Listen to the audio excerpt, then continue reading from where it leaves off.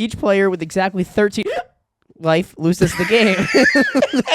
Are you hiccuping or is that being scared? Oh. I'm not scared, but I might piss my pants if you do that noise again.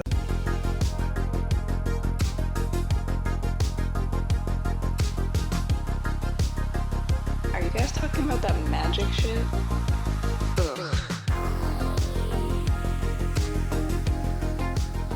Welcome back, you guys, to the Hard Part Podcast, where the hardest part is making sure you have the right angle. Yeah, angle of approach, man. You got to make sure. The last thing you want to do is jackknife on the way in, man. Yeah. You want to talk about throwing the mood off. I mean, it's already hard enough to back into a trailer when you have no light in it, and I after years of traveling across the country, living out of a camper and so forth with my wife, and backing in and this and that and the other thing. Watched somebody the other day Snapchatting their significant other from outside, and just like so you could watch the hitch just hitting, and I'm like, I saw that. Why in the motherfuck was I not using that for that before? Yeah, there's a lot of things I've seen like that where people like literally just put their phone up now and just like FaceTime themselves, and then they're like, oh hey, I know where the hitch is. Yep. There's other things like that. Like the first time that I had somebody who was looking for me to like fax a document to them, I was like, I have a cell phone and access to the internet. Perhaps I could just take a photo of the picture of the document and format it to a PDF and send it to you. And they're like, yeah, I suppose that would. Can we do that? And I'm like, it's not 1912 anymore. We don't. Why do people use faxes anymore? I know, considering iPhone has a feature where I can go into the Notes app and I can literally scan the document. Yeah. Like, it makes an actual scan, not a photo, a scan. Yeah. And I'm like, why are we using printers? Ancient technology. Yeah. The only thing we need printers for is to actually just take the things off of our mobile computers. Or to make magic cards. Nobody does that. Yep. So this week's episode, we've got a bunch, as always, good things to talk about. Yeah. We're going to go over some updates to the ban list for Standard. We're going to go through our deck spotlight, keyword corner. We've got keyword corner is going to be interesting this week. Something that is an interesting thing to use that is sometimes difficult to remember to use. Oh, dang it. I thought you were going to tell me that we got our jingle. No, not yet. All right. And then Reddit Roundup. Great thing. When we get our jingle, I want you guys to know when we get it, you guys are going to love it. Okay, I don't even know what it's going to sound like yet, but we've put some preliminary work into it so far, and if it's anything like it's shaping up to be, it's going to be great. It's going to be terrible. And then at the end, we have our giveaway. Yeah. Our giveaway is finally here. It's been sitting here staring us in the face for at least 3 episodes. Yeah, it's been so bad just staring at that box, and it's like the One Ring. Dun, dun, dun. Actually, it's not the One Ring. I know, it's Final Fantasy. How wild would that be? You think you're going to open up a chocobo and you open up like the 2 of one ring? It's just 2 of 1. Yeah. That's actually, I think I would want to get that proxied. I would get that proxied and then PSA graded. Yep. You know what's even weirder than that is opening up your Play Booster box of Final Fantasy, and in one of your packs is an entire pack of Edge of Eternities. From the next set? Yeah. No, what's more wild? Getting an older card or getting something from a set in the future? Yep. Yeah, which I'll make sure to put it on the screen for you watchers who see it instead of just listening. But yeah, I was scrolling through Reddit and all the stuff and everything, and it was officially approached by Wizards of the Coast, and it is a real spoiler. Somebody opened up their pack, and it was an entire pack of Edge of Eternities commons and uncommons. No rare. I am a simple working man. I, do a lot of manual labor and service industry stuff. So I don't really know how the ins and outs of card distribution and manufacturing goes. But that seems deliberate. Yeah, considering, I was thinking about it, and I was like, it makes sense if they start to clear the production lines and stuff for the next set, and then maybe somebody accidentally put it on too early, or maybe they're like, oh guys, look at these test prints we just did, and then they're talking to their friend and put it on the conveyor belt and just forgot about it, I guess. It's like the start of an 80s movie. Yeah. Like yeah, it just like goes through all the scanners and stuff. It's like the Chef Boyardee, but I love Chef, and it just like rolls and follows you to the house. That's Edge of Eternities right now. Yeah. Which I wouldn't be surprised if that was a card in Edge of Eternities. It's just the Chef Boyardee can of Chef Boyardee rolling off the. I don't think I got into this too much last round, and I won't spend a whole lot of time on it because I'm going to do a further long form, I think, article on it at some point on the Facebook. But anyhow, Slivers, the mention of Slivers in the new set. Yep. Have you caught that at all yet? I haven't. I'm on episode 2. There's like 7 episodes so far. I know in the newest episode, Sammy finally reached the Kavu planet, apparently. Okay. So I actually need to kind of listen to this because there's actually a lot of really important stuff being spoiled from it. Yeah, no, there's a lot of stuff going on here, especially with the different factions. That's why I was gonna when you were talking about that one individual from the art that was teased to the other with the angel. Yes, he's wearing the same armor. That's one of the factions I that they've know talked about who a they lot. Are. Yeah. But anyways, Slivers, they talk about, and I get that this is like futuristic and so forth in a different culture and all kinds of different things could have arisen in this situation. But the reference of Slivers also references movies. Like the first reference to Slivers, she's like, oh, Slivers sometimes will make noises to attract prey, but that's just in the movies. They don't really exist, do they? Like it's some type of boogeyman, like Alien versus Predator like type. the El Chupacabra. Like, yeah. Like if you see 3 holes in your neck, it sucked out the blood of a goat. Goat sucker. Goat sucker. That is what El Chupacabra translates to, is goat sucker. Yeah, which is why I think it's so funny that everyone's so terrified of it. It sucks goats, not humans. Don't get lucky. My my brother-in-law used to sell Kirby vacuums. And he would vacuum out, like, everybody's got dust mites in their house, and he would like show them to little Mexican families and whatnot. And the moment that you pull bugs out of like an old Mexican grandma's like carpet, and you show her that there's bugs in the carpet, he would be like, "Oh, see that's chupacabra," and then they'd be like, "Oh no," and then they'd fork over $2,000 for a vacuum cleaner. He's oh chupacabra, and just seeing him going on about this was always like, dude, you're terrifying these people with a magnifying glass. That's like walking into, what state is Mothman from? Oh, is that a Rhode Island, Connecticut thing? I feel so. like it's a New England Jersey thing. That's that's the Jersey Devil. That's why there's such a big thing. Like for some reason, all the weird things are in New England. No, it's across the world. Well, I mean, the Appalachians, like. Have you watched anything about that shit? That is creepy. Yeah. There are rules in the Appalachians, right? If you go up north and sideways in Maine, you can go to the Appalachians. And there's a very big rule that when the sun starts to go down, you close your blinds.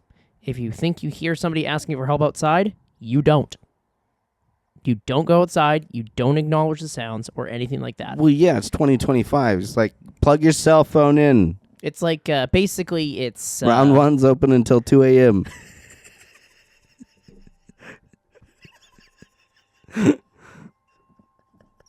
Go to BK if you need to drive through. True, yeah.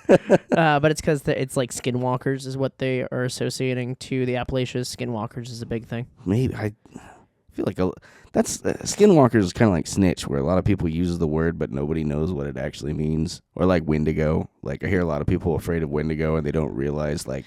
Well, a skinwalker is just another animal that basically the skinwalker takes the form of, and it like makes you think it's the animal. But then there's like weird videos that people have taken of like deer and stuff that when the way they're acting is not fucking normal.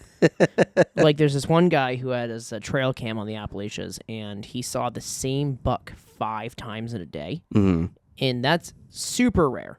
Like just seeing Imagine how the buck feels. Like he saw the same guy, same hunter 5 times in a day. Well, it was this trail cam. So it's like walking around, but then it does weird things. Like when it sits there, it just like stares off. It doesn't do like the ear flick stuff. It just stares. You know, it's like everybody's always worried about like the scary like kill you and tear you off into the woods, type of like skinwalker. What if it was a zany skinwalker? Like all he did was he would go find trail cams and then he'd go out in front of them and then just like wave his dick, like stand up and like do a little shimmy dance and then run off. And then, he's got it on camera, but even you could see that and still be like, that's not real. That deer just like dick shot you? No, that's not happening. Speaking of fears, it is episode 13, which is Triskadickaphobia. Triskadickaphobia. Yeah. Triskadickaphile? I'm File gonna have means you touch things that are 13, and you don't want to say that. Oh. We're gonna have to start. We're gonna have to like plow through and figure out what these words are because I'm getting into Yeah, that's not good. Happy Pride Month, everyone. Hey, we just did that. That was a fun event that we did. That was a fun event we did, which we'll kind of go back to. But Triskadickaphobia, it's the fear of the number 13. It's a thing, right? It's specifically the fear of the word, like spelt out. And it's funny because the word has 13 letters in it. Yeah. That's just something that people who name these things do to people with the fears. Fuck you like up. If you have a fear of long words, it's got like 13 syllables in that word. The fear of long words is really, really long. But because it's 13, we wanted to at least we're gonna mention the card Triskadickaphobia. Hold on, I'm almost there. I'm gonna keep pronouncing it wrong until you fucking figure it out because this is Here we go. What did it say? Ready? Triskadickaphobia. There we go. Oh yeah, now that I'm reading it at the same time, it makes sense. So Triskadickaphobia. Fuck, dude.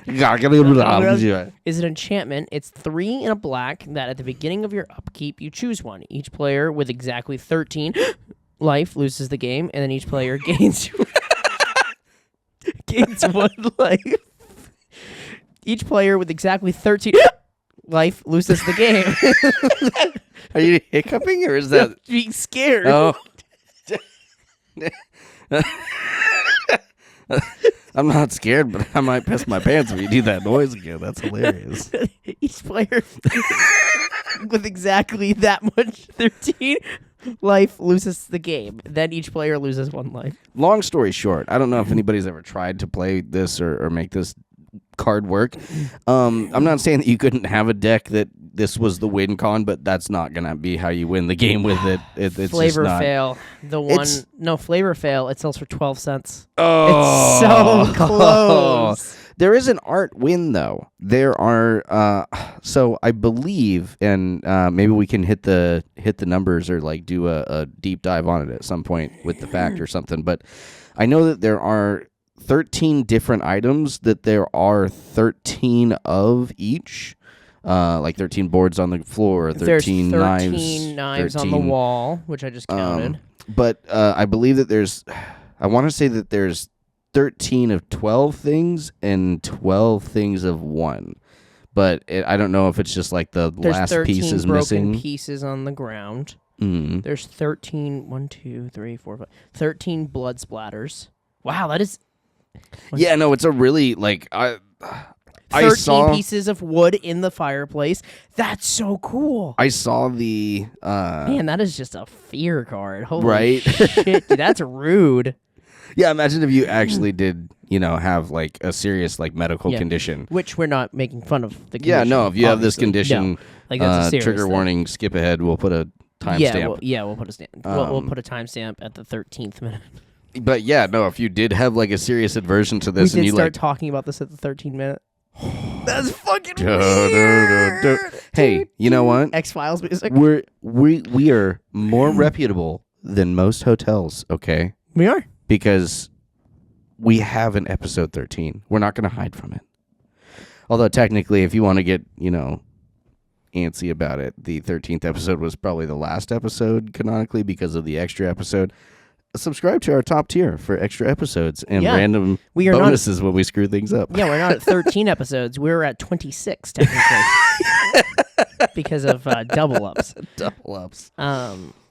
Yeah, but you also we went to the Pride event. Yes, to the Pride event, the Pride Commander Pride. Yep. So Sunday, yesterday was they did every commander has partner.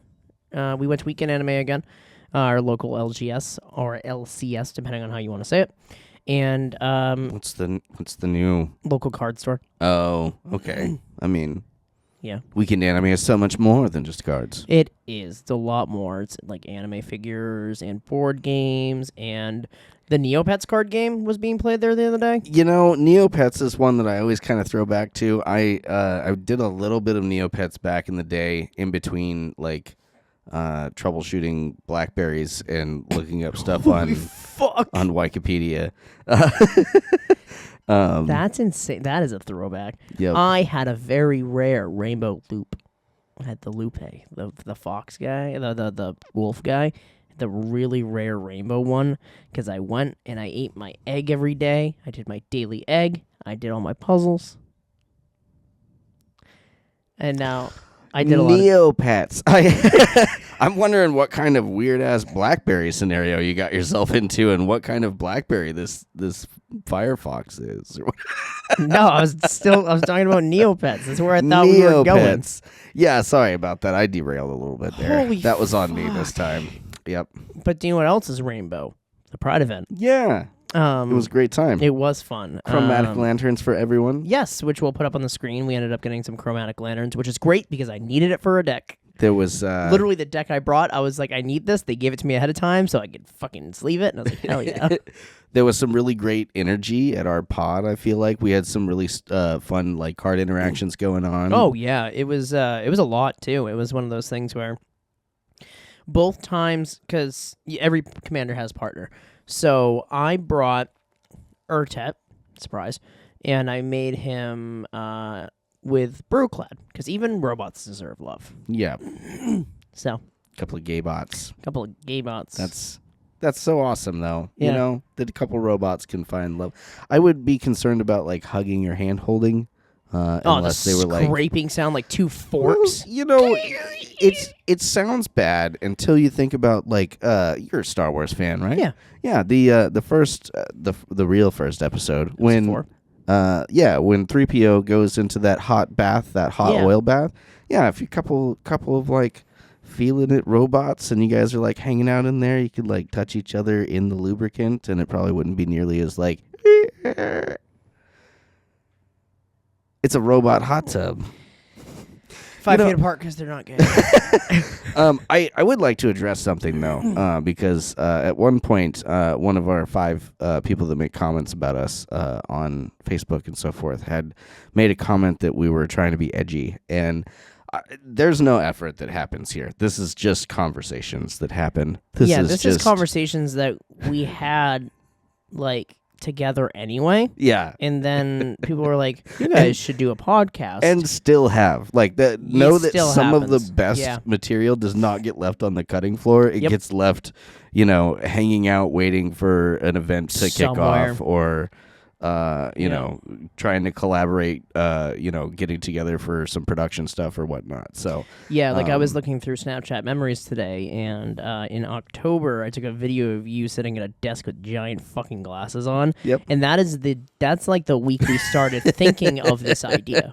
Last October was like, could this be an idea? that's funny. like That's and I was hilarious. like, damn, it's been that long already. It has been a Holy minute. shit. Yep. So Time flies when you're having fun. it is. I honestly like it. 13 episodes in, this could be episode 3 for me. No, Like, no. this it is just, still it, has it the goes so same. smooth. And thanks for joining us on this adventure. Anybody who's along for the ride. Exactly. Yeah, Um, it's been a lot and it's been fun and Yeah. there's It's just beginning. it's just beginning. We're doing all kinds of new things. New things. Speaking of, I don't know if you've noticed, but do you know what's more gay than 2 gay robots? two grown-ass men going to a gay commander event wearing matching shirts. For their podcast that For they their have podcast. together about Magic the Which Gathering. is this right here. Dun, dun, dun. Oh, what's over here? Sean's just trying to show off his titty. Yeah, apparently. We have shirts. So we officially started getting shirts in. If you are a top-tier subscriber, which is our hardest members, you get a free T-shirt for being a Top-tier top-tier yeah. subscriber. And we'll, I think that you've already reached out to most of them. I already have, yep, Okay, and I've cool, already cool. let them know, hey, we're sending you shirts. For sizes and whatnot. Exactly. You're good. Okay. For everybody else, they will be, at some point, we're going to be doing a early access sale to them, so we're going to have a special link and things like that where you can message us if you want one. We can figure out your shirt details, shipping address, everything like that. It's going to be super non-formal at first, just because we want to get the first shirts out there, but they are $20, and you can represent the podcast. So. And you only get one, but honestly, we're going with 20 on the shirts, Yep. right? So honestly, if you really wanted to, you could just upgrade to the 20, get your free shirt, and then downgrade next month. Yep, like that's that the thing too. Yeah, because um, it's included in the package. You only get one, so you can't like hop back and forth and get a bunch of shirts or anything like that. But there is an opportunity if you wanted to just get a free shirt and see what everything's about without, Yeah, and it gives you a whole month at that price to be able to look through all of our old episodes, too. Yeah. So it gives you all of this access to be like, let's see what other edgy jokes they Shenanigans. throw into Edgy. every episode. Again, You guys are trying too hard to be edgy. The Hard Part podcast, more like the trying too hard to be edgy podcast. yeah, no, like is literally what they said. yeah, honestly, I read that and I was like, we will what? at some point. I've got a couple of I've got one project in the works that is just like completely unfiltered, and like if there's a chance of just like being outright canceled, I think that we should like welcome that within that format. So I definitely think that there's there's so much that I could say within that. You listened to my brother call me for a nice casual conversation the other day. Holy did you? shit. He didn't even have it on speakerphone. And I heard this guy drop the F-bomb like 19 times in 2.5 sentences. Yeah. Like, I'm sitting here editing, right? And I've got it up on our editing screen. We're editing, we're having some drinks, so we're sitting there doing it, and I just hear fucking, fuck. And I'm like, holy shit. I literally, like, looked up at my partner, and she looked at me wide-eyed, and we're like, what is happening? Yep. And again, that's him on a good day, not upset. Like, he was just telling me about his fucking Friday at work that, went pretty well. Yeah, it was Like- kind of insane. I was like, jeez, I swear a lot, right? Like, Yep. I do swear like a pirate, but that was And a lot it for me. does escalate, too. Yeah. Like, that's Daniel. He's more one of the wild ones, but, like, again, he was in a good mood and doing pretty well. Like, if you catch my mom on a bad day, man, like, you will really just, like...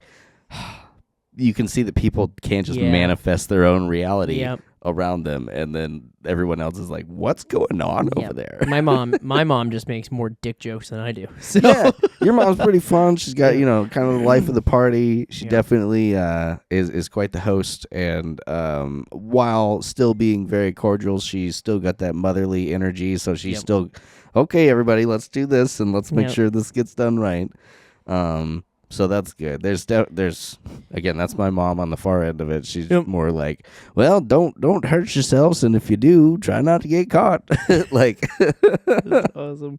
And then final announcement, because we have a lot of announcements today. We are officially, we've been talking about it. The schedule for all the MagicCons next year came out. We're gonna go to Anaheim. What? Anaheim, right? Isn't that California? Where am I thinking? Amsterdam, the Netherlands. We're going to Europe. That's that. Jesus Christ. Why did I say Anaheim? So- Okay, I know why. It's because I read something earlier about Anaheim. Literally just read it. Okay. That's why. And I believe that Anaheim is. I think there's an Anaheim that It's Anaheim, SGC California is Con. named after. But Yeah, but there's another card convention for Magic that is exclusively Pro Tour stuff, so you only go to there to compete. oh, the one in January. Yep. Yeah. No, I was looking at that I one was too because thinking that about one it. was like January. But well, I mean, if Spotlight Series is great. Did you see If the you trophy do- for the Spotlight Series this time? Oh my god, it's so cool. not only that, but closed event, yes, to the public. But if we're doing creative stuff at that point, yeah, Anaheim. You said it again. Fuck. Amsterdam. Amsterdam. God. Okay, so Sean's gonna follow us at the airport so that we don't end up in California instead of Europe.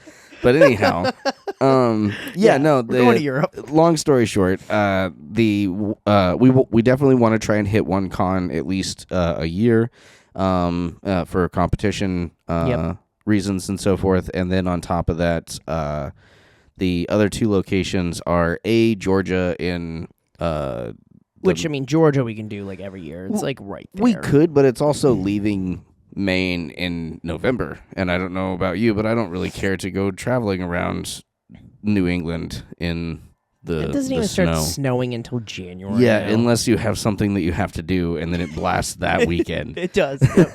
But yeah, so we're gonna be going to Amsterdam. Amsterdam, there you go. And that's gonna be fun. It's gonna be crazy. And I don't know what we're gonna get from that one, but I have no again, idea. it's Usually kind of Europe exclusives are kind of ridiculous when it comes to conventions. Yep. Like they just give out stuff there. They're like, hey, that. you want like 9 play booster boxes? Here they are. So we were running the numbers on it this morning, and we're looking at about $1,000 a person, which is so much cheaper than going to Vegas. Yeah, that was the wild thing. I told her that's that kind of insane, isn't it? Like it was going to be like $4,000 a person to go to Vegas for MagicCon. Mm-hmm. Unless we want to live in the sewers with the tunnel people and walk there in the middle of July. It's probably not a bad deal. I hear they have good off-brand drugs. Have you ever walked from here to Vegas? What? Did you not hear the part I said before that, where I said, we could just walk to Vegas, and you moved on to drugs, and then I went back to walking to Vegas. No, I've not. I don't want to walk to... Instead of walking in Memphis, it's walking in Vegas. On or off drugs, I do not want to walk to Vegas. Definitely not on drugs. Like, I could probably manage off, but the walking through the Midwest is a chore. Like, walking anywhere in the Midwest is a chore. It is. Like, a lot of Segway sales out there. But yeah, so I played Brewclad, and I played Urtet, and you played... I played Tiny Bones and the Raven Man. So, I'm just not going to make any comments on that. See, this is me being reserved. There's many jokes that I could make about... There we go. See, I didn't do it. I almost used not doing it as a way to do it, but I didn't. And then Rye played her dog meat deck, but we did not make dog meat the commander. No, because that would have been weird, and we can talk about that one because you shouldn't be diddling animals. Yeah, okay? I say that as a proud Scotsman. Okay, don't just leave them alone. All right? So we changed put the Velcro gloves away. That was fun. That one always takes a moment to sink in. I got that one from a Canadian gal. Fucking course you did. No, we're playing some WoW, and she's like, "Oh, Scottish, huh? You do those Velcro gloves?" And I'm like, "No, Velcro." Oh, that's nuts, dude. Rough. But yeah, so we did that. The event was good. I don't remember what the other guy was playing. Oh, he played the first one. It was a couple of one of them was a Final Fantasy one. Yeah, it was Grixis colors with Final Fantasy characters, and then the second one was Grixis with wizards. Yeah, the wizards was That's fun. an optimized wizards. Yeah, that was fun to sit there for 25 minutes doing nothing because it was just his turn of him shuffling through his deck trying to find the combo. See, which is why I say that my wizards are fairly... if I do anything zany with my wizards, it takes a long time to set up, and for the most part, I can just stop people from winning. My problem... I was playing Samurai at that point, so I was playing Ishin and Fumiko, but I was playing the Lightning. So I had my lesbian samurais. And I should have won that game, but I made an error because I decided to attack Rai instead of him. Mm-hmm. And at the end of the game, where he had 6 life, I did 15 to her that turn. That could have ended the game for him. That is, again, that's where the politics come in. Yep. Sometimes, he was a new guy to the group. And I didn't want to just like beat up on him. And then he started beating up on me. I was like, holy shit. Again, dude. It is still Commander. I did bring a 5. We're not there to just like... Yeah, I know, and not only that, but he was doing stuff out the gate, like popping soul rings, dude. and so His forth. fucking turn 3, he was on turn 7, and I remember I looked up at you and I was with like, the 7 access to 7 mana on turn 3. yeah, I literally he's playing all this stuff, and I just slowly looked up at Tom across the pod and just gave him that look of, what the fuck? Yo, no, that was me just because again, I've got some rocks in mine, but mine are all like. I felt 2 bad or for 3. going turn 1 Arcane Signet, or not Arcane Signet, Soul Ring Arcane Signet. I was like, tee. Nope. Holy fuck, not dude. today. Yeah, considering he had the diamond, and then he played into a talisman, which played into another talisman, which played into a Soul Ring, and I was like, what is happening? In all honesty, he ended up winning with Laboratory Maniac with that with the wizard deck. But at the same time, he very easily could have had a Thoracle in there and just won it that turn. Yeah. Versus giving us a full, and he would have lost if Rye had removal for that artifact, and I was sitting on a disfigure, so we could have killed it, and then he would have passed. We would have gotten around to his turn, and he would have decked. Yep. So it was a risky move, and it wasn't a full power. He wasn't coming at us with everything and so forth. He was playing very fairly. Not to mention, I believe that game. No, it was the previous game that he had killed Tiny Bones 5 times in a row. Oh, it was so funny. Although Tiny Bones got fed a frickin' windfall, which was so amazing. Considering the first windfall didn't hit him, but then the second one hit him. Yeah, he had to leave Tiny Bones on the second round when he recast Windfall, and that was... I had to stop him for a second. I was like, I want you to know Tiny Bones is still on the table if you Windfall. And then he's he goes, like, haha, yep. I know, and won that turn anyway. He said, haha, I know, because he knew he was going to win that turn. Hey, that's what it takes sometimes, though. Just that confidence to Yeah. all right, yeah, I'm going to give you a crap load of stuff, but no, it was a great event. Yes. We had a lot of great energy at our pod.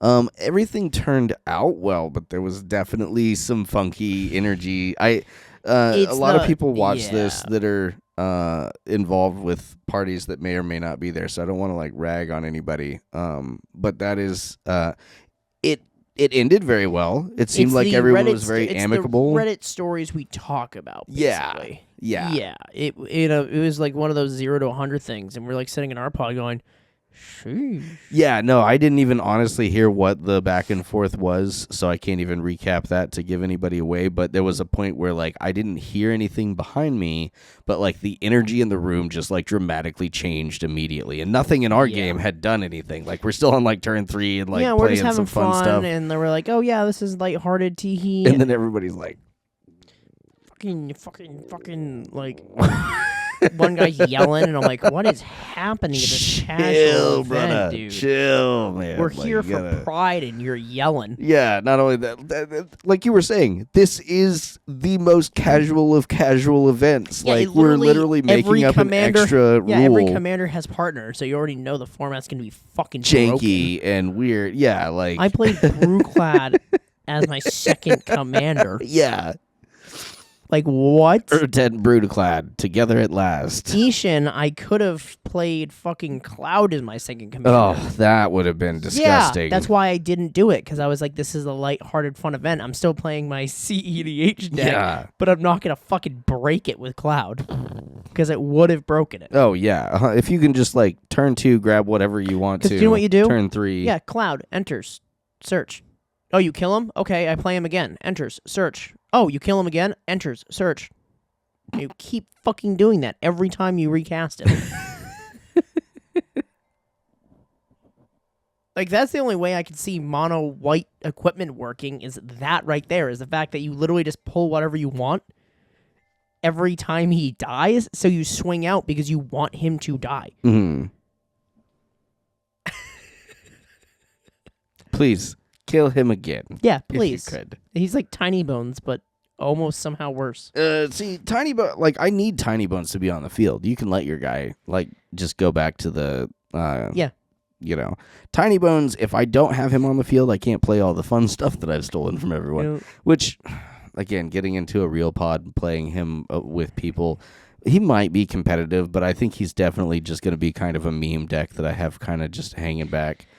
Nobody gets to play except for me, and it gets really grindy and sad because I don't have any win conditions. Yeah, we literally got to the point where Ryan and I were purposefully top decking so he couldn't have fun. We're like, oh, do you know how you fucking fight Tiny Bones? You don't draw cards. Don't draw cards and don't play Magic.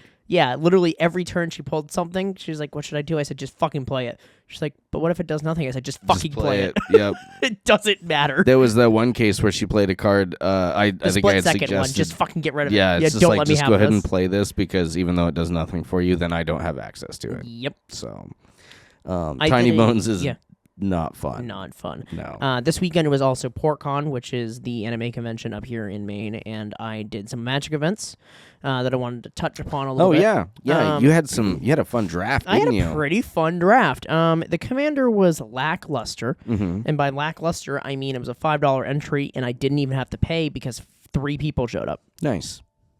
So we just played a game, yeah. The shitty part about it, though, right? I went because it's going to have prize support, so I was like, I'm going to bring my CEDH deck. Yeah. I sat down at the table, and the 2 of the guys were like, oh, we didn't bring CEDH decks. And I'm thinking to myself, this has prize support. Why didn't you? Because if you're going into a tournament that has prize support, you're going to play to win. I mean, I would bring, like, some janky stuff in just to pay the $5 to play. Yeah. Like, no intentions of winning. But I'm on purpose trying to prepare for exactly. Atlanta. You shouldn't go to an event like that and not expect competition. Yeah, so I sat down and I was like, oh, these guys are playing this. And then up walks this motherfucker. Do you have feelings about this person, Sean? He sits down at the table and he goes, okay, I'm going to play SpongeBob. And the first land he plays is a Tundra. Oh. And I went, this motherfucker's deck is like $9,000 of legendary creatures.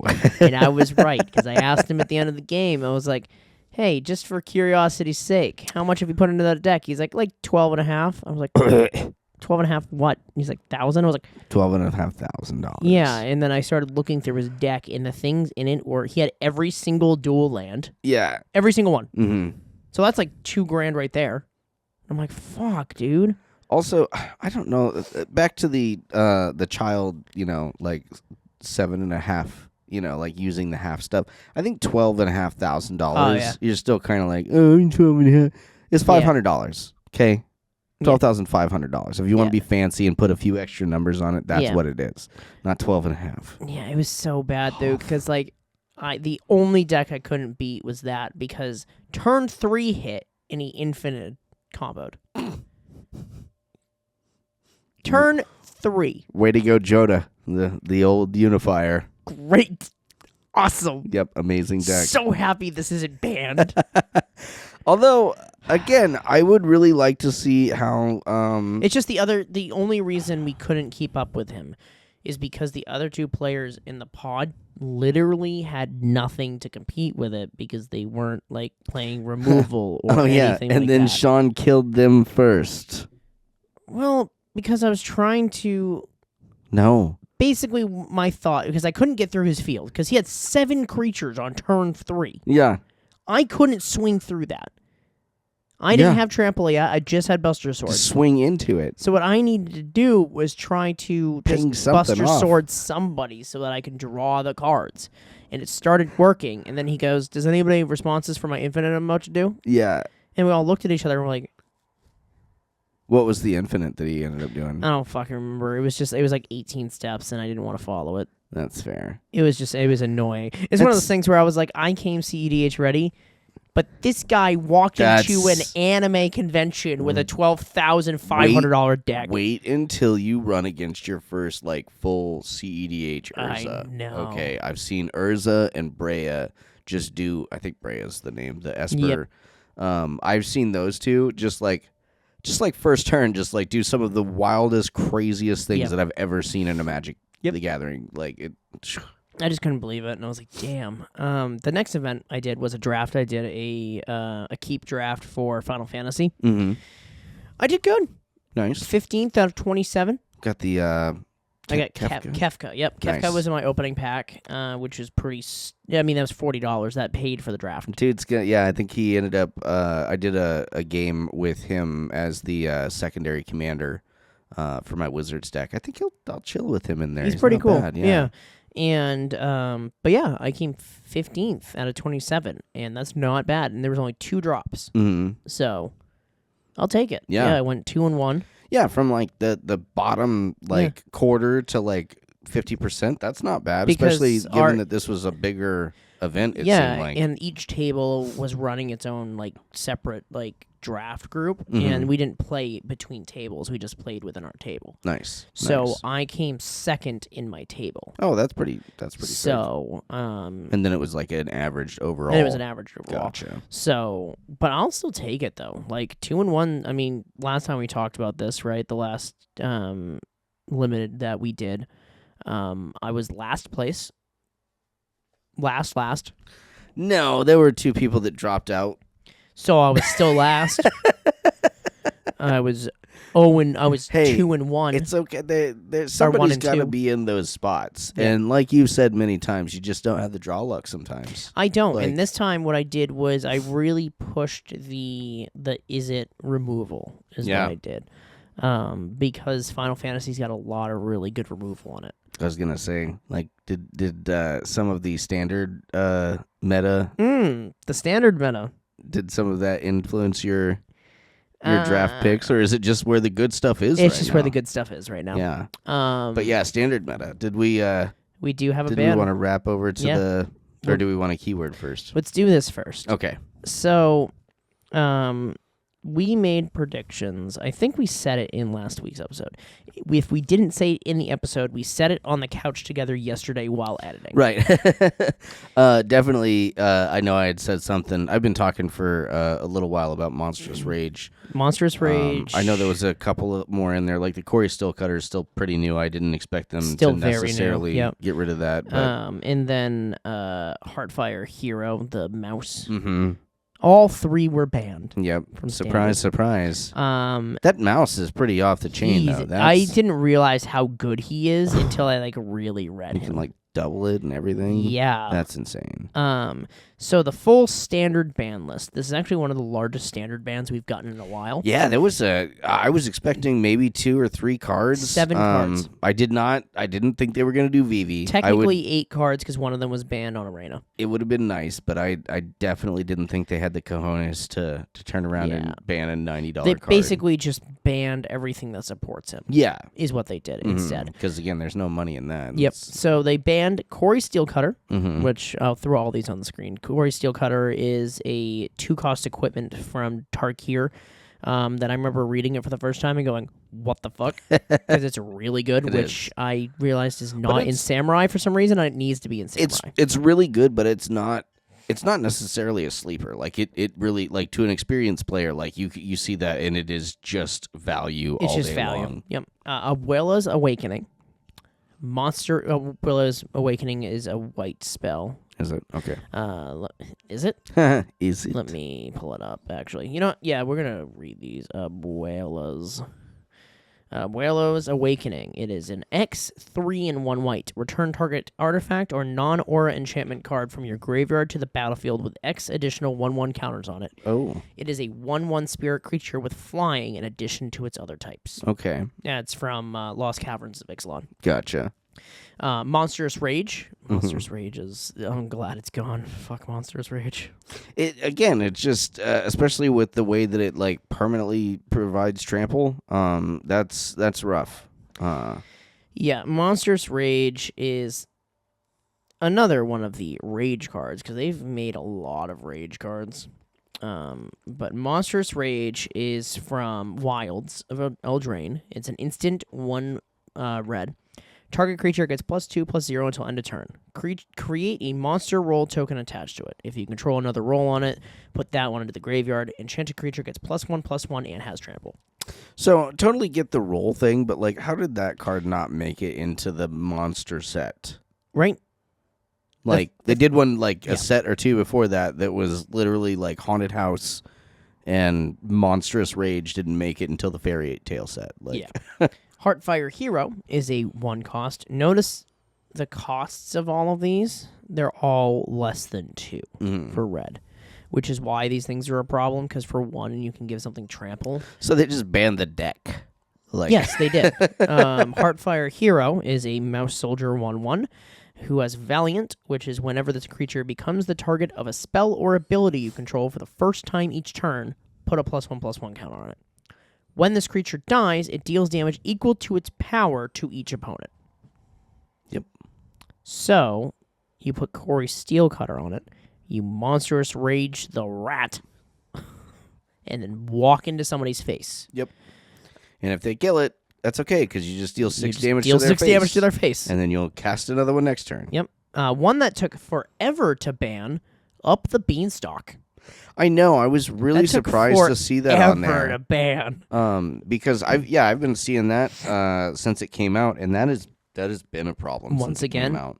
Free value. It's such free value. Yeah. I think they had to ban it, though, because with them doing these big bans to red, it was going to push the meta to that again. Yeah. And that's what they have to look at when they go to do these bans, is they can't just...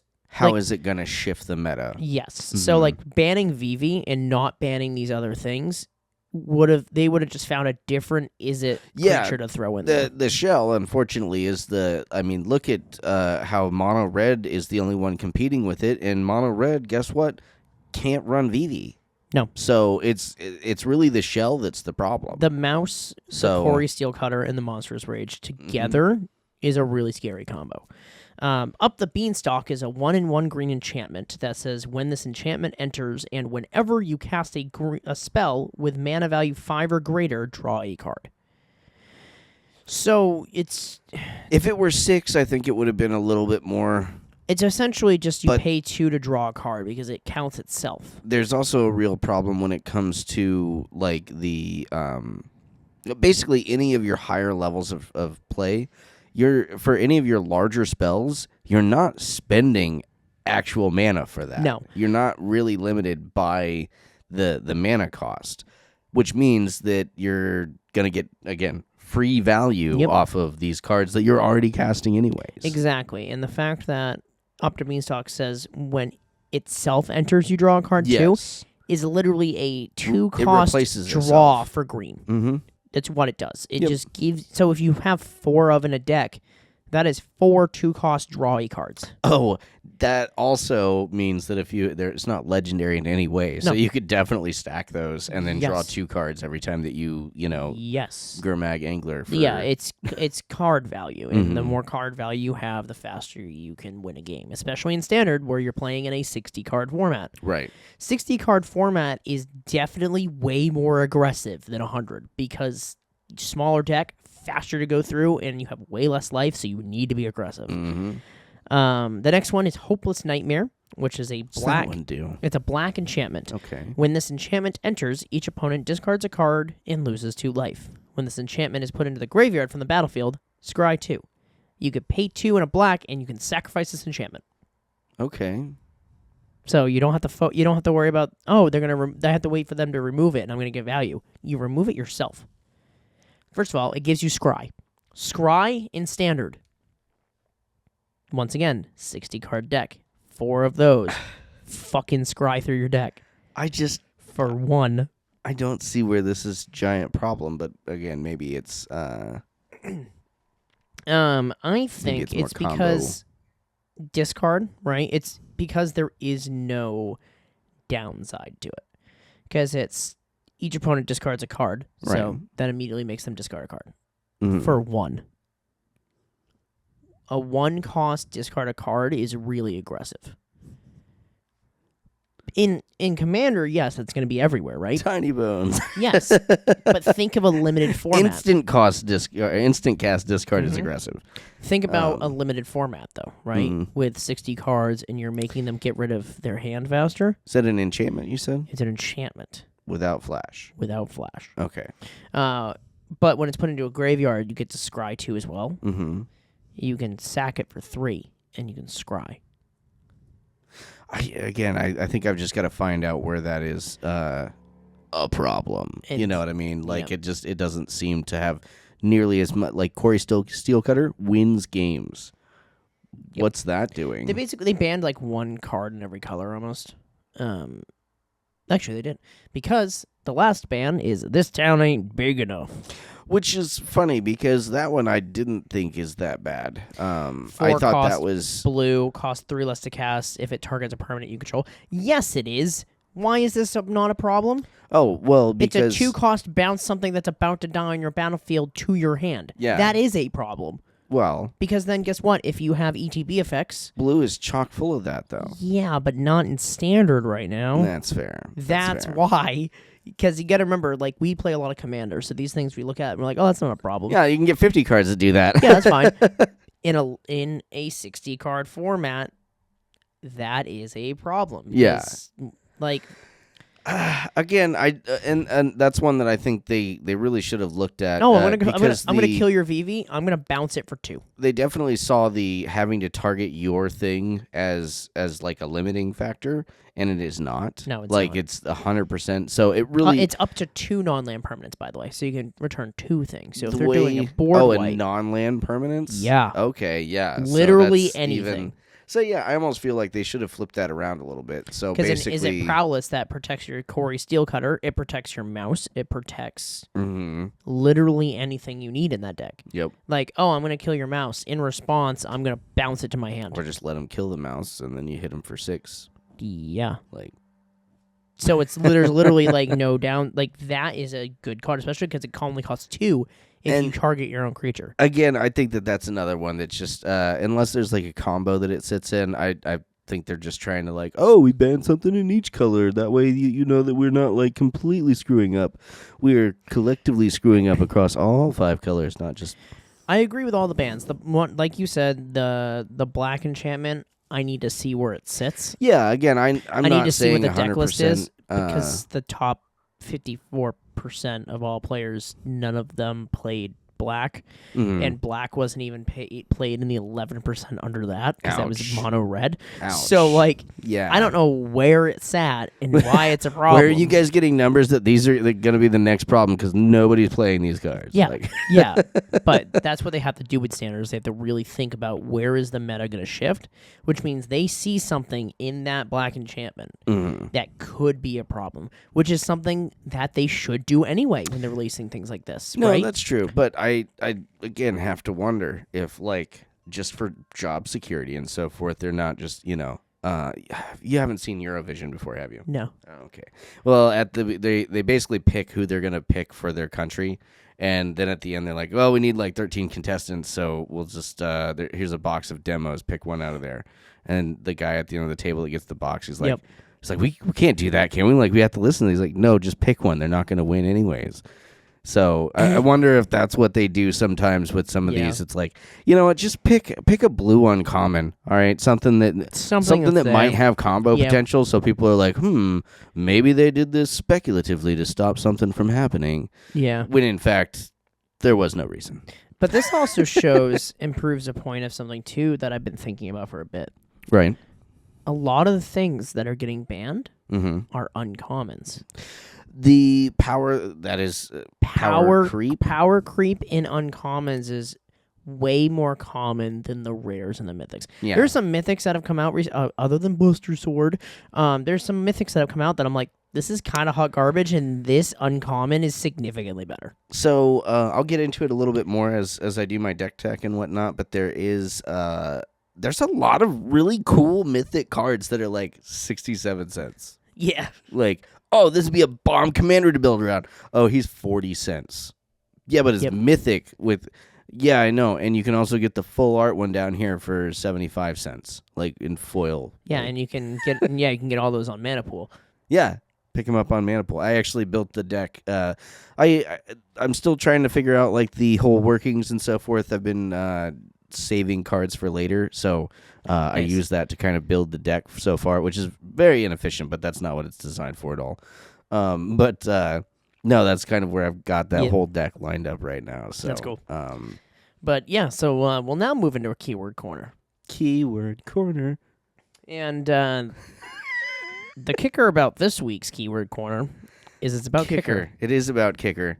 So, in case anybody hasn't seen it yet, the professor over at Tellurian Community College did a hilarious little 2-minute skit on his channel about everything is kicker. It's totally worth listening to. It is hilarious. I'll probably link it somewhere. Yeah. So in a way, one way or another, pretty much everything is kicker. And by that, I mean, kicker is a keyword ability, that adds. Keyword is a kicker. Kicker is a keyword ability that allows the player to pay an additional cost, when casting a spell to achieve an additional effect. Okay. Or rather an optional cost to achieve an additional effect. Kicker was introduced during the invasion block. This block had a 5-color coalition symbol. That was the little kind of looked. I thought it was like a Phyrexian character at first, but it's Invasion? Yeah, the invasion symbol. I need to go look at the invasion symbol now. Yeah, I'm it's not pretty. remembering it. There's a card called Coalition Relic, a little artifact that taps for mana. That's basically what the symbol is. But anyways, it is buried in the art with most of the cards with the kicker ability. The little symbol is. Being a multicolored set, off-color kickers costs were immediately implemented with the plane shift, non-mana kickers, and multiple kickers abilities added later. Yeah, invasion. Okay, now that I'm seeing the symbol, there is a lot of really crazy kicker cards. In this set. That and kicker's one that we've gone back to a couple of times. Dominaria United. Like I said, the invasion block. All the other really strong merfolk come from this set too. Oh yeah. This one had some unique merfolk. Have you ever heard of Goblin merfolk? Yep. That one's what? What's going on? Listen, all right. Somebody had this really weird little version of Romeo and Juliet happening over on the coast between the mountains and the sea, and I think that that's a beautiful love story that could be brought to the screen, to the big screen, in the next Magic the Gathering movie. Oh, 100%. Like the love tale of the mother and father who brought forth the Goblin merfolk. Yep. Why have I never seen this card before? Drake Skull cameo? Oh yeah, Why have I never seen this? There's cameos for each of the combos too. They're great rocks. What a great rock. Yep, and they're cheap too. Yeah, why have I never seen that before? It's kind of like the diamonds. I added a full set of good. diamonds into my deck that I made this round and pulled some sample hands. And for being relatively budget, it's got a nice curve to it. Like, you're usually cooking with gas with this thing, so it's pretty fun. But yeah, no, kicker also bled into multi-kicker, which I'll focus more on when we do that one specifically. It also had sticker kicker, which was introduced in Unfinity. It was sticker kicker. Let's see here. Assist kicker for team play was introduced in the mystery boosters, which I assume is basically where your opponent or your teammate can play a kicker cost. And so it looks like there's a lot of different ways that they've expanded upon kicker over the years, and it is in many ways a good way to explain abilities to a new player is kicker. At least when it comes to like an activated ability. It's one of those things where kicker, if you don't play kicker right, you can lose a lot of value. Oh yeah. Almost every card that has kicker, that additional kick cost, not all the time, there are some really bad kickers, is worth it. For example, Vigorous Charge is a green instant from the same set that it was introduced in, and its kicker is white. So you pay an additional white as you play it, so it costs a Selesnya. And target creature gains trample into end of turn whenever this creature deals combat damage this turn. If this spell was kicked, you gain life equal to the damage. So that's one of those things where you can instant in have trample. That's nice. Yeah. But the fact that you can also instant in give it life gain is really good. In response to attacking, trample, give it life link. Yep. Yeah, Really no, good. and that's just the beginning. Yeah, and there's some crazy kickers. If you kicked this, Cascade Yeah. is another one. Like adding additional, because there are some kickers that just give you a different keyword thing. There is one that cascades. I don't remember what the card is, but it says if you kicked this, Cascade, and I'm like, fuck. I'm sure we'll find it later, and then we can just Dude, it's so good in post. because Cascade's just good itself, It really is. which we'll talk about on a different one. Yeah, we haven't talked about it. Cascade's a whole nother deal. See, and this is why kicker is everything, because it bleeds into everything. It does. Kicker works literally for anything because kicker can give you any additional keyword in the game. Yeah. Because they just have to put kicker, it gets this. Mm-hmm. And you can't really break kicker. Kicker's good. You can break it if you give it too low of a cost. So, yeah, I feel like you can't break kicker without inherently breaking the spell. Yes. Like, if it's really broken with kicker, it was probably broken beforehand. A lot of blue kickers are you choose another target for this spell as well. So I actually have a blue card in the deck that I have made that has kicker. Yep. I was gonna save it for the deck, but since we're here and on it already, it's Rite of Replication. Yes, Rite of Replication's a very good kicker card. And the focus of the deck is to get the Hornet's Nest, get it on the field, and then have a bunch of mana to do crazy shenanigans like cast Rite of Replication with kicker onto your, giving you, what is that, seven copies of it? I'll pull up Rite of Replication and read it for you guys. Rite of Replication's really good. It's I think it's like 2 and 2 blue with multi-kicker or with kicker 5. Yeah, right. Rep. Dun, dun, dun, dun, dun, Duh. dun, dun. It's spelled R-I-T-E. Yeah, it's a right. Okay. No, it's not right. Oh left. yes, that is the exact card I thought it was. It first came out in Zendikar. Right. I remember this card because it depicts a merfolk on it, and it's a really pretty. It's actually like it's great art foil. for the. It's still $16 from Zendikar. Oh, the foil one. Yeah, I was gonna say I it's thought really I found good. a relatively cheap version of it. However, yeah, the Commander 2015s are really cheap. Okay, because they cool. made 1 billion of those. Nice. But Rite of Replication is 2 and 2 blue. It's a sorcery with kicker 5, so you have to pay 5 additional mana.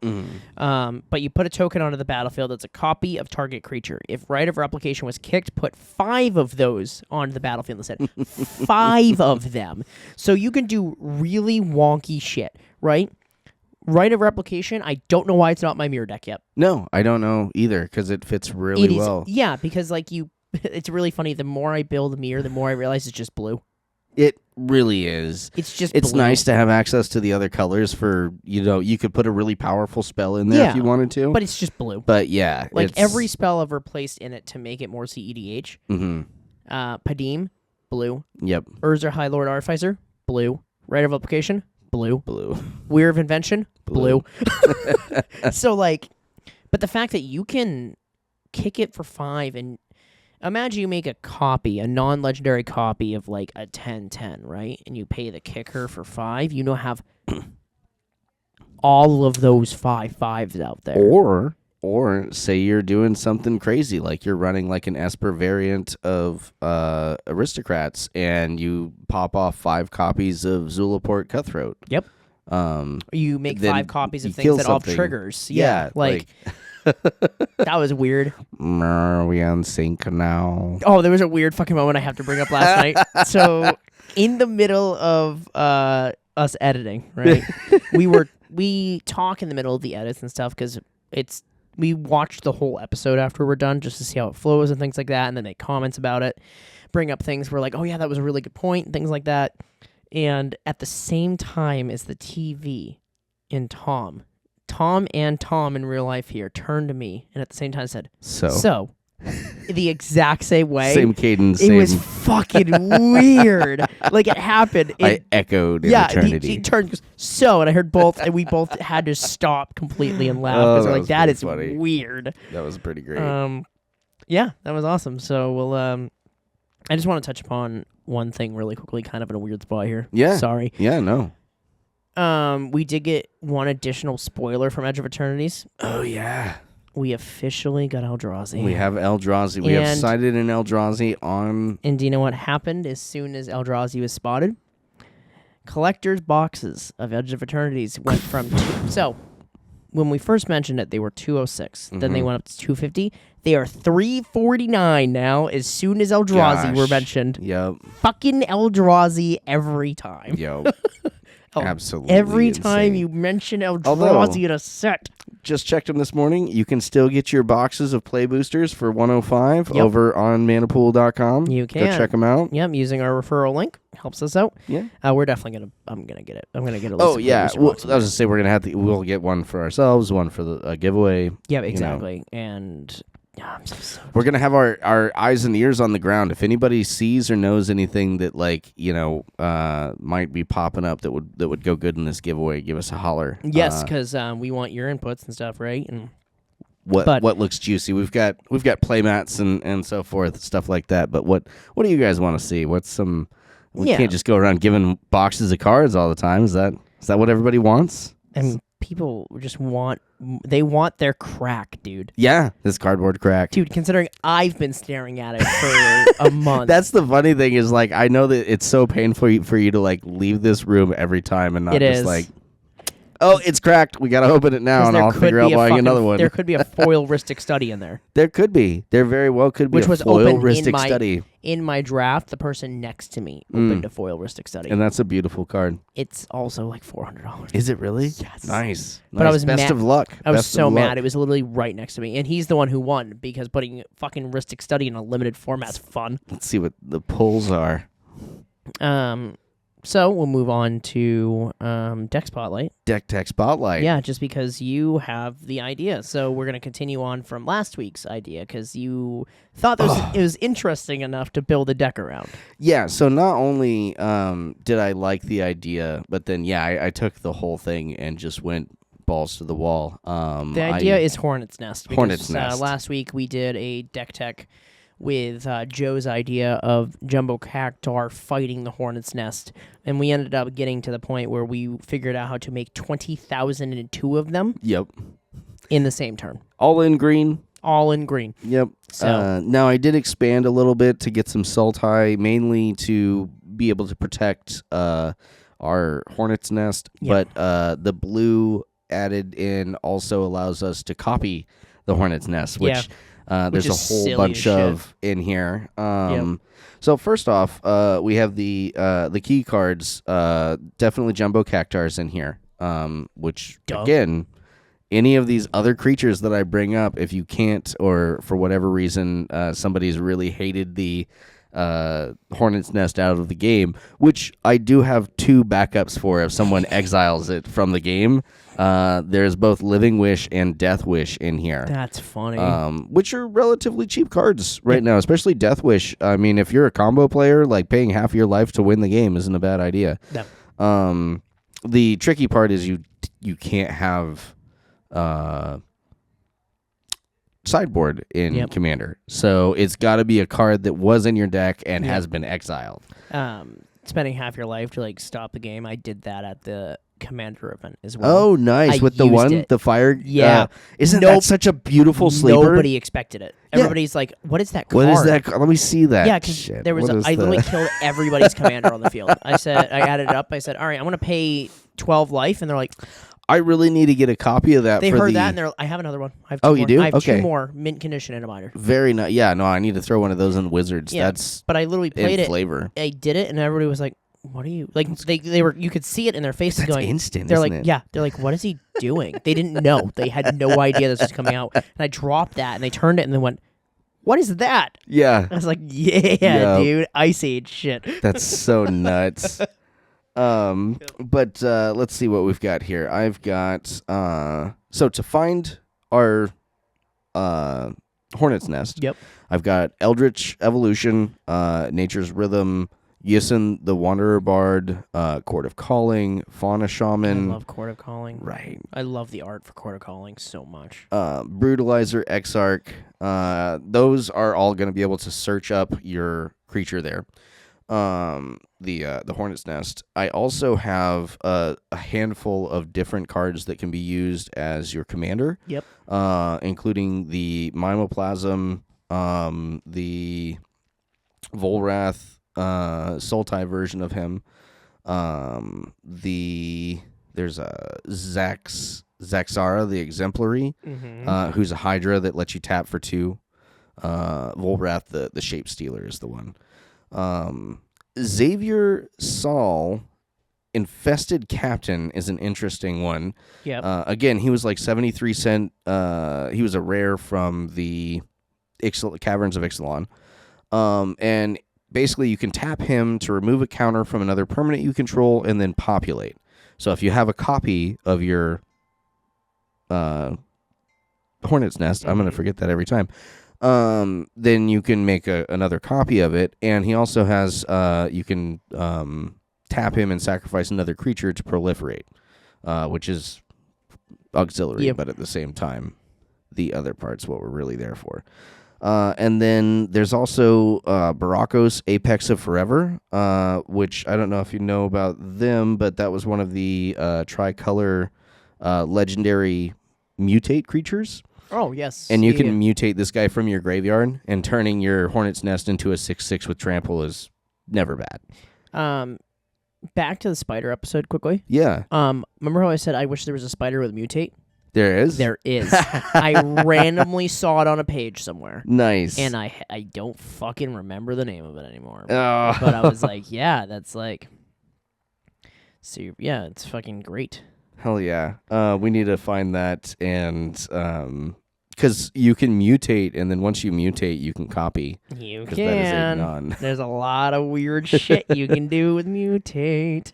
Let's see what else is in here.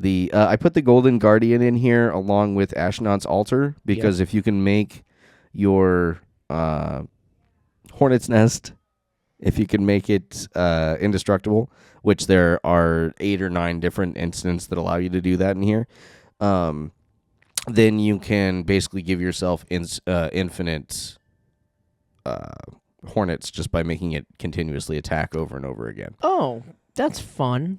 And then let's see, what else do we have? Again, there's a lot of the Unlikely Aid, Outmuscle. That gives you both indestructible and a fight. There's a bunch of fight spells in here. I chose fight over bite just because you definitely want them to be hitting your character. That's the whole point of it. And then I also I jumped in a little hard on the one board wipe in the deck because, it's EDH. You want to have a board wipe. But I wanted to keep it on flavor. So we used the Swarmyard Massacre, which is a sorcery for 3 and 2 black.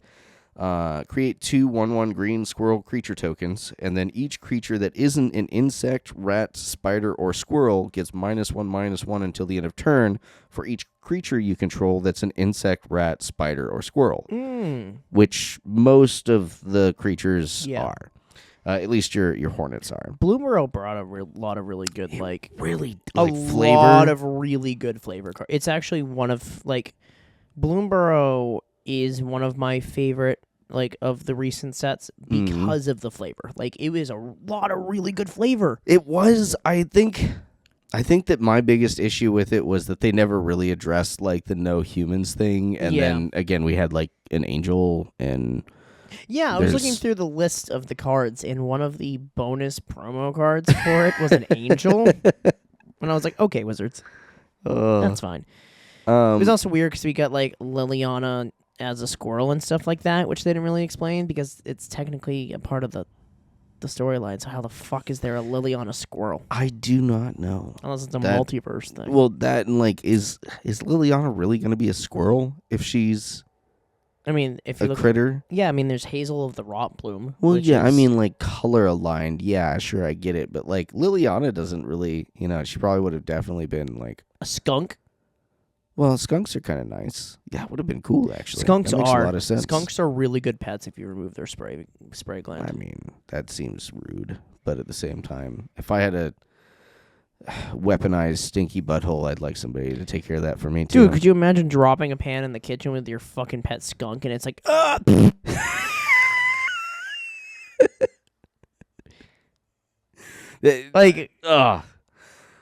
No. Hey, kids, do you want onions with your fucking food? Because you're getting it. Yeah, for the next year. Yeah, you're getting it. Just paint the walls with tomato soup at that point. Get everything Yeah, that'd be fucking miserable. But I also added a couple of useless cards in here, like Love the Hornet Harasser. Which again is just kind of just there for funny. flavor. It's a Goblin Shaman for 2 and 2 black. Yeah, I have a lot of flavor cards in my deck just because they're kind of funny. He's a 2/2, and when he's put into a graveyard from play, he gives something -2/-2 until the end of turn. So he's overcosted. He doesn't really do anything when he dies. Just give the he's got some -2 fun little art. Just give the -2/-2 to the Hornet's Nest because the Hornet Harasser. Right. Just be like, fuck you. And then that's pretty much the long and short of it. I've got a bunch of stuff in here like Cackling Counterpart, Quasi Duplicate. Followed Footsteps is a really great card for like $250. It's more than $1, but at the same time, every turn you get a copy of a creature that if you can keep that around. Rite of Replication, obviously. Double Major, Activated Sleeper's another fun copy card. And then the rest of it that rounds it out is just like Urborg Elf, Shaman of Forgotten Ways, Deathcap Cultivator, just a bunch of 1 and 2 cost mana dorks to get you up and running quicker. I did find a fun and interesting one in a card in Tombstalker. Okay. He's a 5/5 flyer with Delve. And again, he was just another one that I found it was kind of cheap. And if it comes down to it and you need something to copying a bunch of 5/5 flyers is probably not the worst thing you could do. No, considering I lost against you almost because of fucking crows. Crows. We got so far in that I didn't even down realize to you were 6 dying. life with crows. Tiny bones and the old man. Kind of fucking stupid. I'm sitting here going, can you stop for a minute? And one last one that I again added in here just because of copy. Was, and I'm going to take a swing at this one, Uchulon, Uchulon,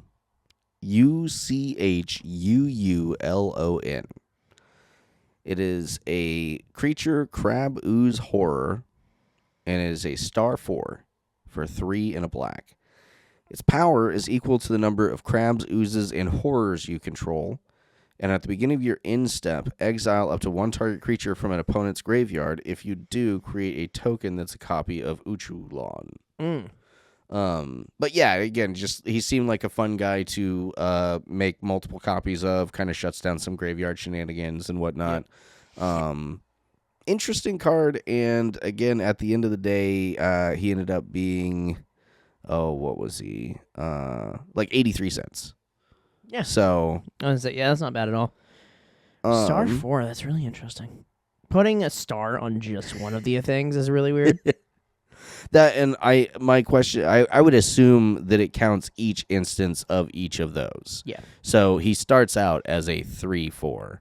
As second one hits, that'll be a 6/4 because it will double. Yeah.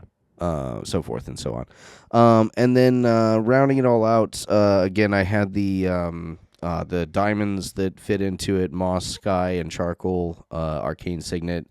And then my last kind of fun feel-good card that was in there just because it fit in the colors, and it's always nice to have one of these resolve, especially with a bunch of mana, is a Villainous Wealth. Yeah. You ever played that card? I have. Oh, that one really is fun. especially really when you can like drop 15, 20 mana into it, and you literally just get no negative side effects from it. It's just that good. Yeah, that and really, if you run into somebody who's running like that tiny deck with the the curve out at 3, and you hit them for like 10 cards. Yep. You just cast everything. Oh yeah, exactly. It's a really good. That's a really cool idea. I like that a lot. I'm gonna have to build a deck tech for next time and bring it in. Yeah, for sure. It seems like you always get the deck techs. That in editing, that night I will sit down to make a deck, and I'm sure that there are other Magic players that feel me on this. Never play it. No, I will sit down to make a deck, and then while making that deck, I'll have 2 more deck ideas. I'll get off onto a third tangent where I'm making a deck that I've not even started yet because I found a commander that would be fun to build around. Yeah.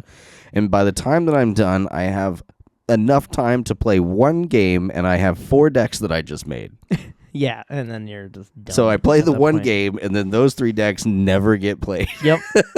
Yeah. So, yeah, no, I can crank out deck, especially ideas and whatnot for deck lists. And once you get kind of that Rolodex of cards, like it took me like 2 minutes to pull up all the stuff that instant speed gives indestructible in black and green. Yeah.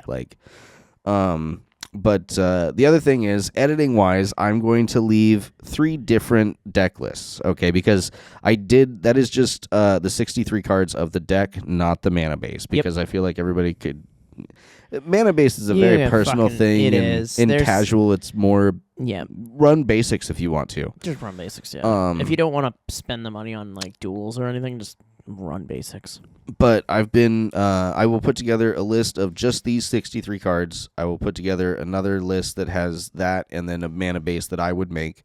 And then the third one, I was going to put together just a top tier. Yep. Where it's all the fun color arts and so forth of the different cards from that lineup. So you don't have to put every single card up for the editing. You could pick 1 or 2 if you want to that look cool, like the crab horror guy. Our editor would really love that. But yeah, no, if you're looking for any of the specific cards listed in there, go ahead and check the description of the video. I will put that in there so that you guys can go ahead and just click on that and check the deck out if you want to. Hell yeah. I don't know I don't think some of those cards are going to be in Arena, but you could probably make some substitutions. Probably. So, there was a contact made this weekend over at not Weekend Anime at the PortCon. Yep. We have a local custom altar artist here in the area, and they've got some really cool stuff. I believe it's Sarah Gentile. I think I'm really bad at pronunciations, and I've hit that one on both sides. You saw the Triskadickaphobia. But anyways, pronunciation is not my Triskadickaphobia. Triskadickaphobia. But anyhow, Triskadickaphobia. I've checked out her website and her Instagram. There's a lot of really cool stuff on there. Tons of cool stuff. Great altars, some great art. And it looks like she's fairly experienced. She has a great portfolio going. I'm going to reach out to her and see if maybe we can do something with the channel. Maybe even do a giveaway where like we can put like that art that I made for the command tower. Maybe we'll do that on a command tower with our little. That'd be pretty rad. I know. I want I want an altar for Urtet. I think I'd really like an. Oh, that would be a lot of fun. Yeah. What would you do for that? Maybe him chilling in a hot tub. just like chilling. Yeah, him chilling in a hot tub of oil. What's up, R2? What's up? There's room in here for 2. That'd be funny as shit. Star Wars is 2 gay robots just bumbling through the universe. Everybody needs a partner. Yep. Everybody needs a partner. But anyways, I just wanted to do a quick shout out there. We'll put some more information again. I'll hold that stuff. We'll do a further breakdown. Yep. Maybe we'll even get somebody in for an interview because I'm sure that they have lots of cool things, fun stories about potentially doing art for Magic and whatnot. So who knows what's down the line? Exactly. So, but recap that, editor. When you go back and look, that looked really fake. Are you trying not to shit yourself or something? I'm just looking at you just because half the shit you've said in the last hour is boggling my mind. What are you talking about? Just your mind-boggling. Yeah, it's bad. It's fucking mind-boggling. So r/EDH for Reddit Roundup from user SharkBoyZA from a day ago. All right. Before you get started, SharkBoyZA. No, I'm sorry. Go ahead. I was just trying to be more That's outrageous. why this look is here. He was wondering why I'm giving it a fucking look, and that's because of that right there. Oh, that's funny. So, was I in the wrong for this? I was playing a bracket 4 game. You are. Next question. Try to give him a minute. Just so I could talk. And then I was playing a bracket 4 game the other night. One of my opponents, let's call them Steve, revealed their hand the turn prior when politicking and showed that they had a Swan Song in hand. In the current turn, the player just before me in turn order, Paul, attempts to win via a combo. I had my own mana drain in hand and knew that Steve, who was last in turn order, still had Swan Song in hand and mana open for it. So I passed the priority, knowing that he would have to use it, or the game would end. Right. I also knew that if Paul had interaction to stop Steve's Swan Song, then I could step in and use my mana drain. The turn gets passed to me, where I would win with my own combo using mana drain to push through and win. After the game, Steve says, "Wow, you were really lucky to top deck that mana drain." And I laughed and I told him what I had done. He got mad and accused me of priority bullying and that he should have just passed priority and let the game end. I thought he was just salty, but the other two players agreed that it was a dick move. I still don't see how it was a dick move because I used public game knowledge that he had revealed himself, but maybe I just have a blind spot here. Was I in the wrong? First off, don't tell people what's in your hand and then get upset if they respond to it. Like if they have like that's like going, "Here's a gun, shoot me in the leg." Ah, why'd you shoot me in the what fucking did you leg? do that for? Yeah, why'd you do that, dude? Oh. What? No, you're not in the wrong here. No, 100%. Literally no. not at all. That is him trying to play politics and fucking it up. Yeah, that and honestly, I would use that as a reason to target him next time. In fact, I would use that as a reason to tell him that you're not going to target him next time, and then to target him. Yeah, because here's the thing, right? You can say you have it in your hand, and if you don't show it, it's just a Schrodinger's box of what's in your hand. I did. We had a situation with that the other day with our first game of the night where it was down to, well, it was me, you, and Rye, or Rye, you, and I. I'm not an English person. We've just established that. I can tell. But anyhow, the three of us were playing, and while we were playing, I realized that since I had made a pact with you that I wouldn't attack you because he felt like he was being attacked. Go figure, you were. Oh, I absolutely that was with the birds, right? That was when I got you. Yeah. Yeah, and then she was targeting me too, and I'm like, what's fucking happening here? I did kind of feel a little bad just because I did not realize that I got him down to 9 by attacking him with 1/1 birds. Yeah. So I was like, you know what? I will go ahead because I can just kill you next turn or within a turn or two. I am going to go ahead and just focus on the other player, but I'm sure that if I focus on the other player that you will definitely make a comeback and you will kill me. Whereas if I kill you, then I can definitely refocus and potentially kill her. But that's where the fun of Commander comes in. Like, you want the game to go longer and see what could happen, potentially. But the thing that I kept forgetting about, or that ultimately ended up screwing me over, is that if I killed the player as a Tiny Bones player, if I killed the player that I had committed to killing first, then I would lose all of the fun toys that I had gotten from that player that were allowing me to kill people.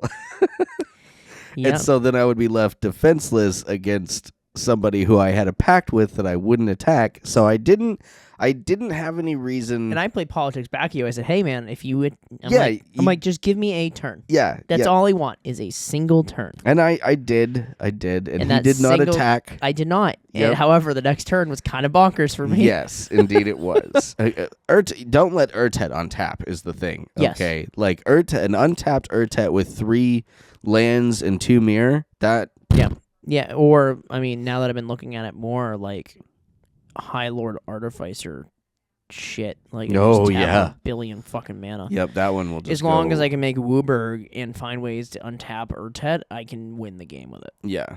Yep.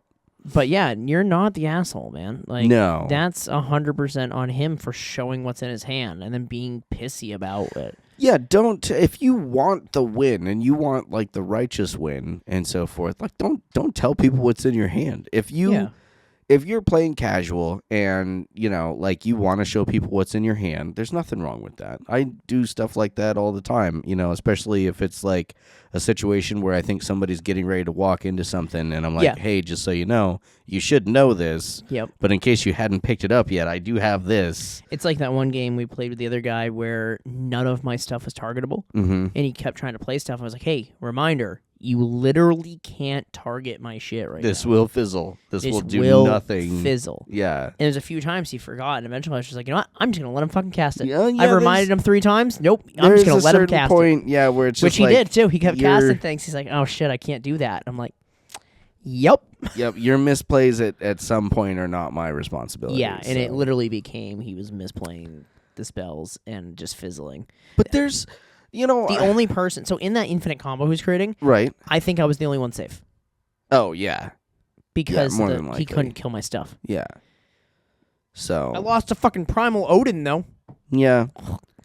That's a fun loss, though. Yeah. That was, anytime that you see that, you got to know that, like, they're looking for a way to proliferate and then attack you. Yeah. Like. But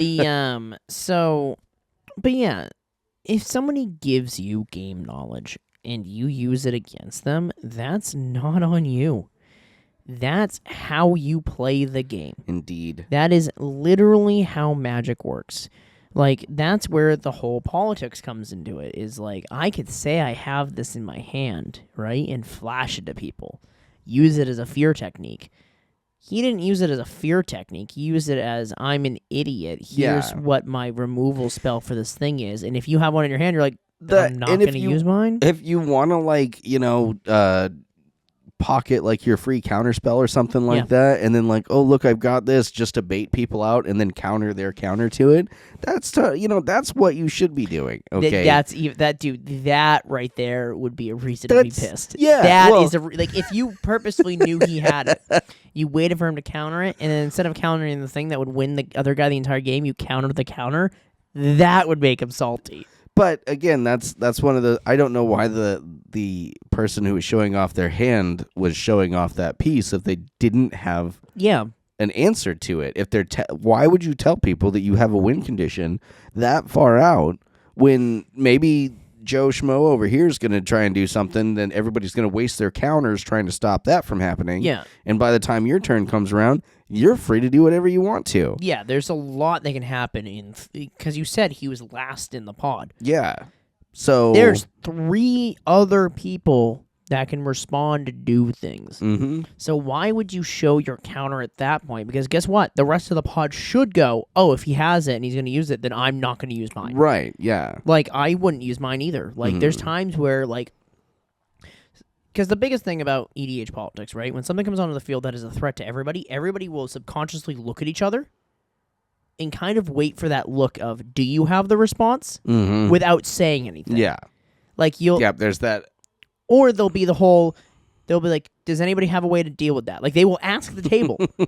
And if they say, I don't, and then somebody goes, you know what? I have something. If you do what you're going to do, I'll take care of it. Yeah. And that's a politic thing, because if you take care of it that turn, that might save you in a later turn. Mm-hmm.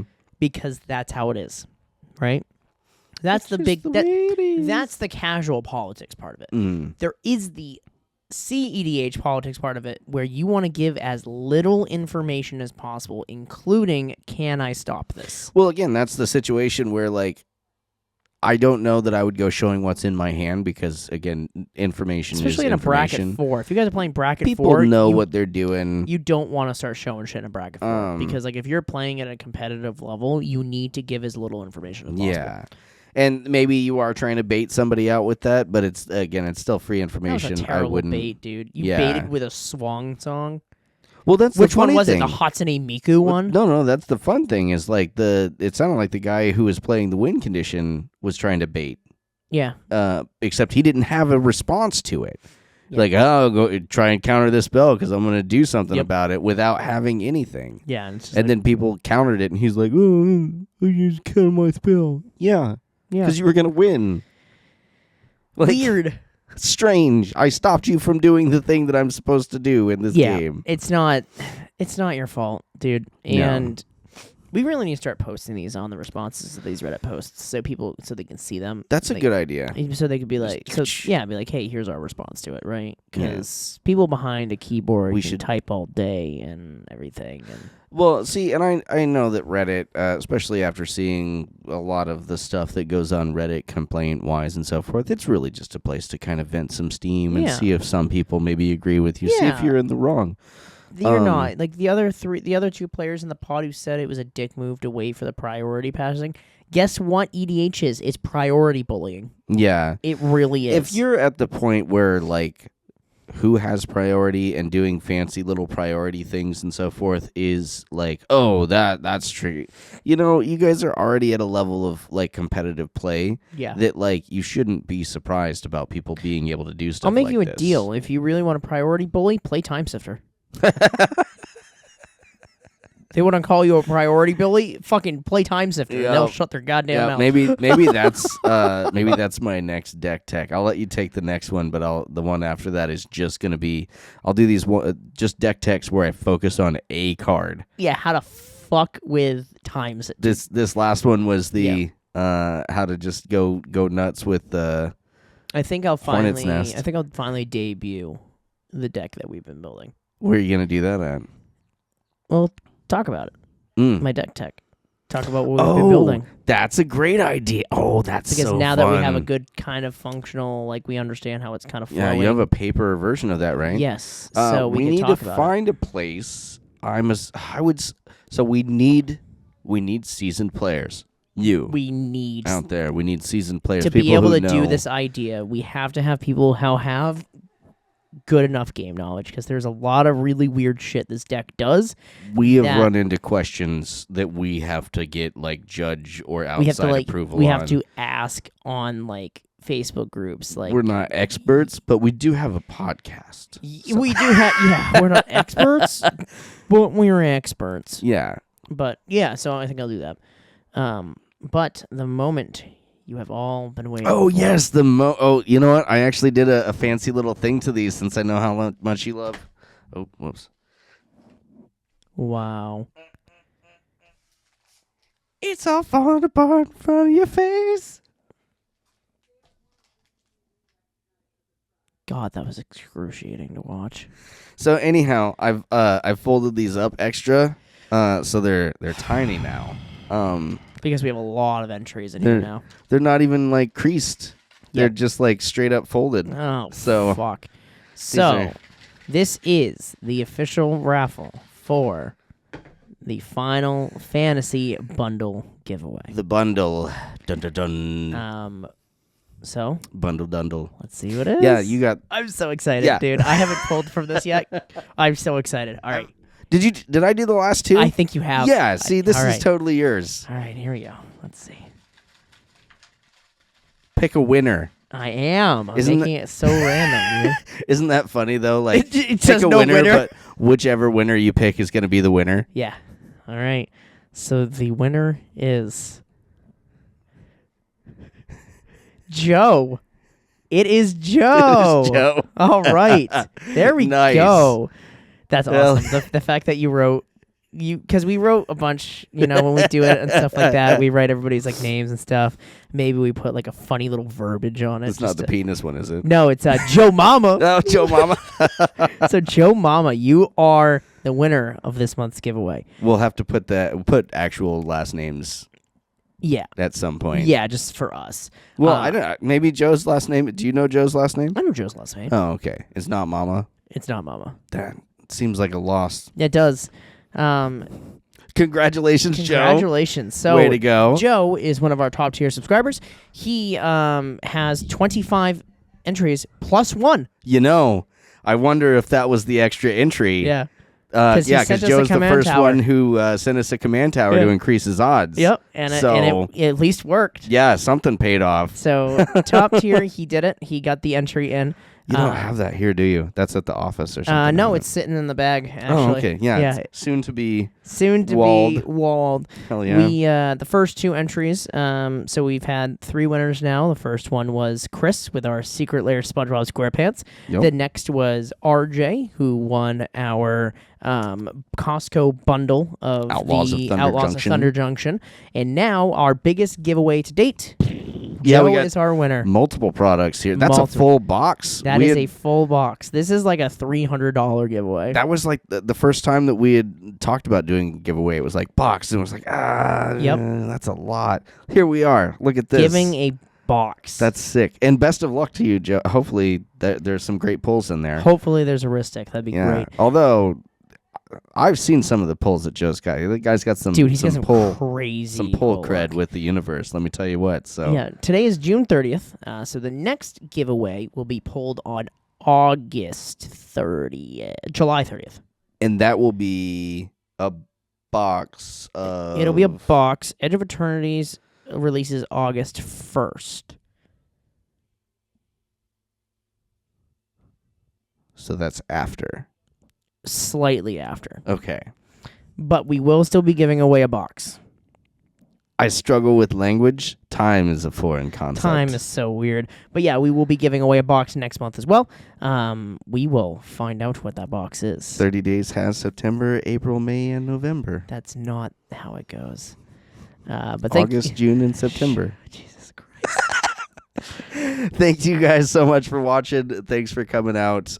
We really appreciate it. We really appreciate the support. Of course. And it's pretty exciting to be on this journey. It is. It's awesome. So officially month 3 down. Plenty more to go. Thank you guys for joining us on the Hard Part Podcast. We will see you next week. Signing off.